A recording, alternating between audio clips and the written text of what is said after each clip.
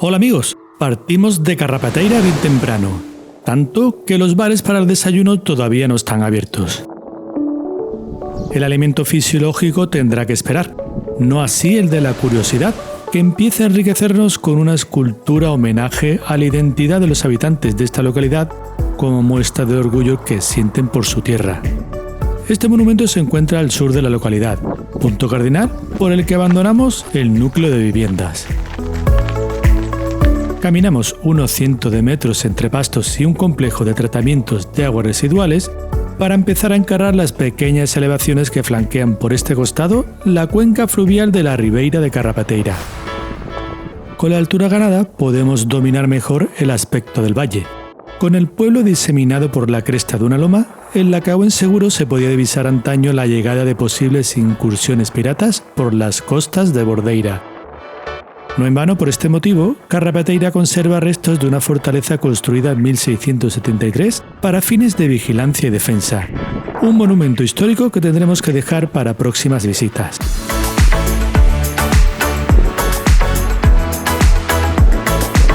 La vegetación costera y otra más habituada a climas desérticos nos van escoltando por el trazado a medida que se acerca al litoral dirección suroeste.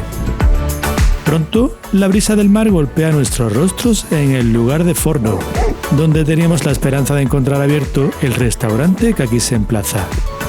No hay suerte, el café de la mañana se resiste, aunque mientras llega o no, la ruta nos ofrece buenos alicientes para mantenernos entretenidos.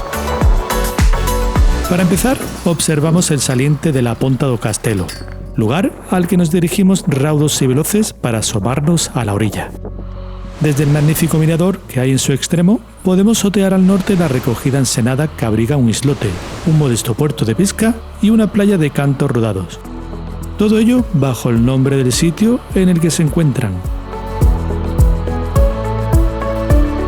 Al sur, en cambio, la erosión es más generosa en la orilla, exhibiendo los arenales de la Praia do Amado.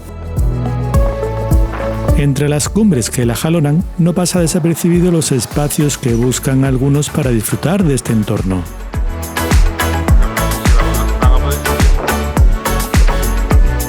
Por su parte, el horizonte de tierra lo cierra al sur la Ponta da Aspa, y se adivinan también las costas de Castelejo y Cordoama, playas que el trillo de los pescadores evita para llegar a Vila do Obispo. Pero la Ponta do Castelo, saliente en el que nos encontramos, también alberga unos restos arqueológicos de gran valor. Se trata de un pequeño asentamiento de pescadores de origen islámico, datado cronológicamente entre los siglos XII y XIII. Como se observa, todavía se conservan los arranques de los muros de las viviendas, que según los estudios eran ocupadas de manera estacional. De la Ponta do Castelo pasamos a la Praia do Amado, a un mirador intermedio en el que poder contemplar todo este arenal de 1 kilómetro de largo aproximadamente. Un extenso rompeolas que la convierte en una de las mejores playas para la práctica del surf. Si eres principiante, no te preocupes, ya que aquí operan varias escuelas que pueden ponerte a tono en esta materia. Y también aquí hay algún chiringuito en el que tomarte un café y llevarte algo a la boca, o al pico. Por fin pudimos tomarnos nuestro ansiado café. Reanudamos la marcha dirigiéndonos al flanco meridional de Amado.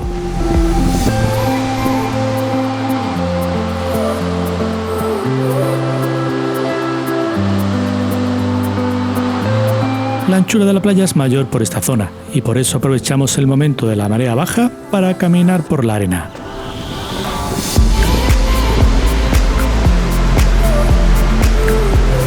En realidad las señales del camino van por el interior, rodeando este espacio, pero en el día de hoy no vamos a tener una mejor oportunidad para recorrer una orilla de esta forma.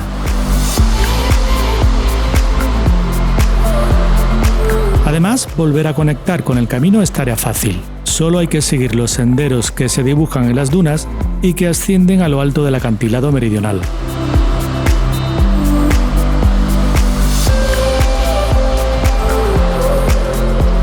Otra cosa distinta es afrontarlos, ya que suponen unas rampas de hasta el 13% de inclinación que nos colocarán a más de 60 metros sobre el nivel del mar en unos 700 metros de recorrido.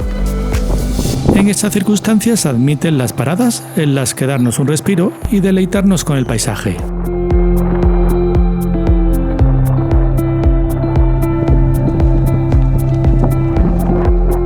La subida tiene un ligero paréntesis con tobogán orográfico que va a colocar a nuestra espalda unas vistas fantásticas a Praia do Amado y al pequeño entrante de Prainha que la antecede.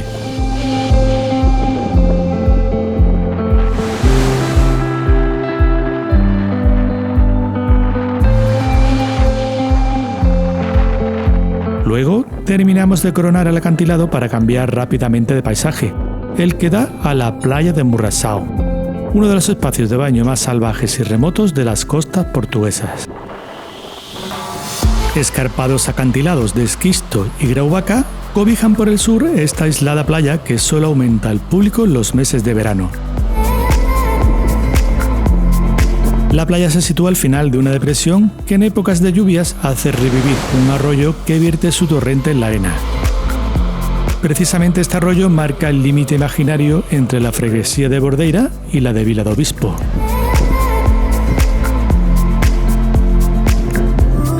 Para venir aquí en coche hay que hacerlo a conciencia, pues su localización apartada te obliga a recorrer unos 6 kilómetros por una pista de Zahorra, la misma a la que pronto nos vamos a incorporar nosotros una vez que logremos alcanzar el otro margen del valle. Aún así, el desafío merece la pena para aquellos que desean alejarse de las masificaciones turísticas.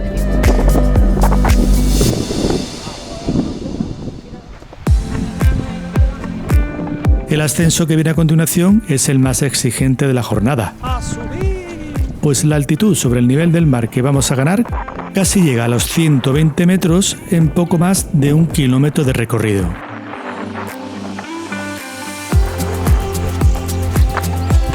Las rampas de hasta el 14% de inclinación nos elevan rápidamente sobre el barranco que llega a Murração y nos van descubriendo poco a poco vistas al perfil ondulado de los montes circundantes.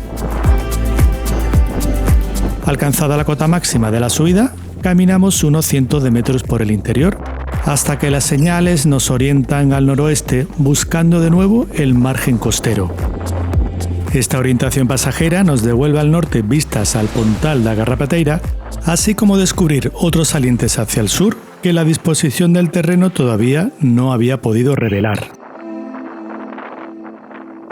Por su parte, al sur también empiezan a desvelarse siluetas topográficas de interés, aunque antes de llegar a ellas vamos a saborear las que se enfrentan a nosotros, pues pronto las tendremos fuera del radar.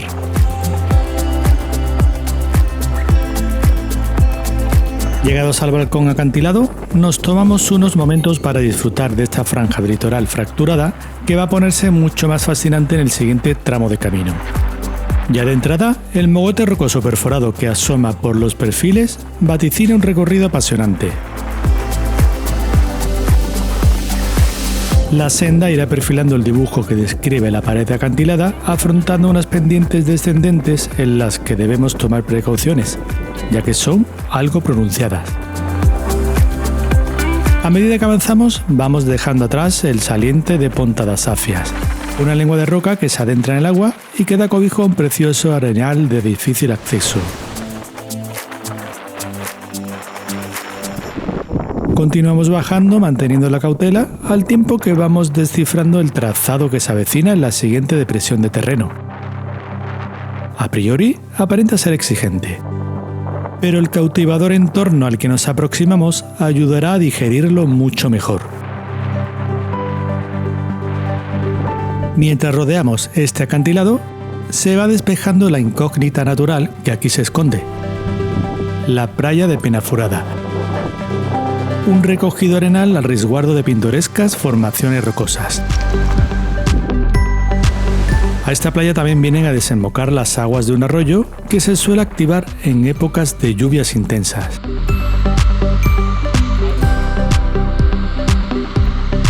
Más al norte asoma la otra cara de Penafurada, con una orilla más agreste, pero igual de espectacular. Ahora la visualizaremos en todo su esplendor, pero para ello primero tenemos que terminar de bajar esta empinada pendiente para alcanzar la otra zona de arena.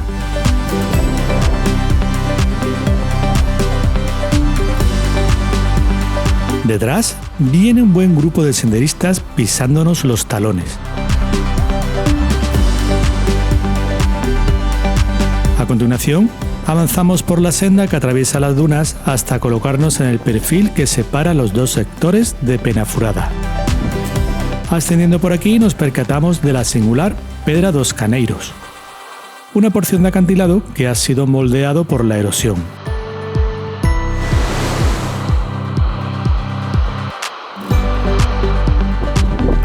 Una vez que finalizamos la subida a este pequeño montículo, damos con el Coido de Penafurada, un entrante en forma de media luna plagada de cantos rodados en su orilla.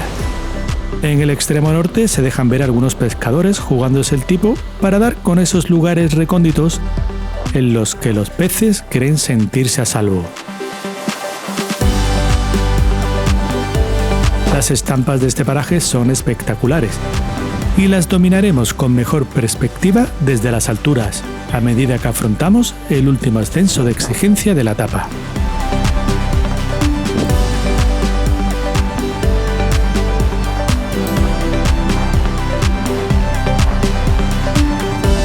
Por su parte, estos serán los últimos metros de costa que recorreremos en el día de hoy.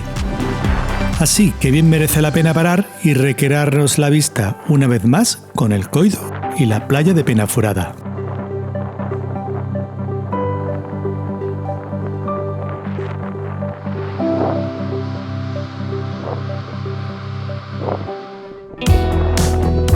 El viaje continúa hacia el interior, remontando los últimos metros de fuerte subida hasta alcanzar los más de 100 metros sobre el nivel del mar, donde los desniveles se estabilizan.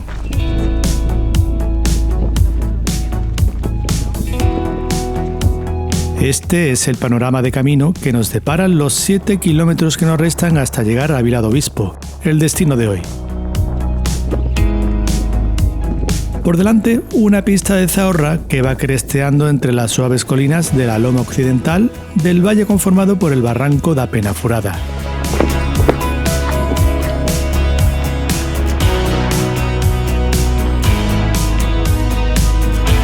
La ausencia de sombras y la falta de otros alicientes de interés hacen el tránsito algo soporífero, aunque afortunadamente la pista es ancha, cómoda y de perfiles generosos, lo que permite avanzar con rapidez. Así, tras darle brío a las piernas un buen rato, conectamos con la carretera regional N268, vía que llega directamente a Vila do Bispo. El camino navegará paralelo a esta pista, unas veces pegados al arcén, otras veces separados unos metros haciendo uso de un carril de tierra. De esta forma no tardaremos demasiado en tener a la vista las viviendas de la meta de hoy.